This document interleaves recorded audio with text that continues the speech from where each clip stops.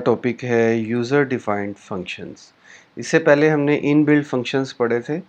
अब user defined functions की ज़रूरत क्यों पेश आती है? लाइक अगर आपने अपने काम को 4-5 हिस्सों में डिवाइड करना है। फॉर एग्जांपल आपको टास्क मिला है कि आपने 2 नंबर्स को ऐड भी करना है, सब्ट्रैक्ट भी करना है, मल्टीप्लाई, डिवाइड या आप इससे मिलता-जुलता कोई और काम, तो आप उनको फंक्शंस के अंदर डिवाइड करें। उसका फ़ायदा ये होता है कि आपको कल को कोई एरर आता है तो आपको वो एरर आइडेंटिफाई करना, ढूंढना आसान होता है। आपने प्रोग्राम को डिवाइड कर दिया मुख्तलिफ हिस्सों में।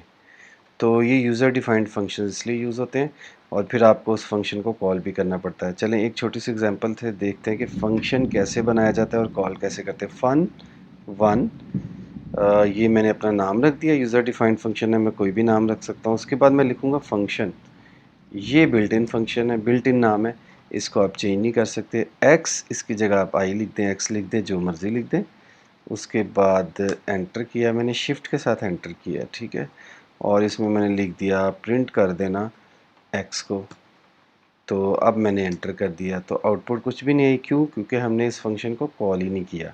अब ये फंक्शन बन गया है, सिंटैक्टिकली बिल्कुल ठीक है, लेकिन अब आप इसको कोई वैल्यू पास करेंगे तो जब भी आपने इसको कॉल करना है इसके नाम से, तो इसका नाम मैंने तो फन वन रखा है, तो उसके बाद इसकी ब्रैकेट है, ब्रैकेट में आप वैल्यू भेजेंगे। अब मैं फन वन को 12 वैल्यू भेज रहा हूँ, तो जब मैं फन वन को 12 भेजूँगा ये एक्स में जाके स्टोर होगा और इसको इंस्ट्रक्शंस मिली हुई हैं कि तुम प्रिंट हो जाना, यानी जो भी भेजोगे वो प्रिंट हो जाएगा। अब मैं फन वन को कॉल कर रहा हूँ तो आप देख रहे हैं 12 आउटपुट में आ रहा है। अब इसमें थोड़ी सी चेंज करते हैं, हम कहते हैं तुम्हें जो भी वैल्यू मिले उसको उसका स्केयर ले लेना। तो x मल्टीप्लाई बाई x हो गया, तो ये चल गया। अब हम इसको कॉल करते हैं। अब मैंने इसको 12 भेजा तो 12 का स्क्वायर प्रिंट होगा 144।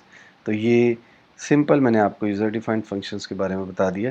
टास्क अब आपका ये है कि आप कोशिश करें कि सम, सब्ट्रैक्ट, डिवीजन और मल्टीप्लिकेशन के लिए 3 अलग-अलग फंक्शंस बनाएं और उनको वैल्यू पास करें। सम वाले को वैल्यू पास करें तो वहाँ पे इस तरह से 2 वैल्यूज़ सम हो जाए, सब्ट्रैक्ट वाले में सब्ट्रैक्ट हो जाए, मल्टीप्लाई वाले में मल्टीप्लाई और डिवीज़न वाले में डिवीज़न। तो आपको फंक्शंस की मुकम्मल समझ में आ जाएगी।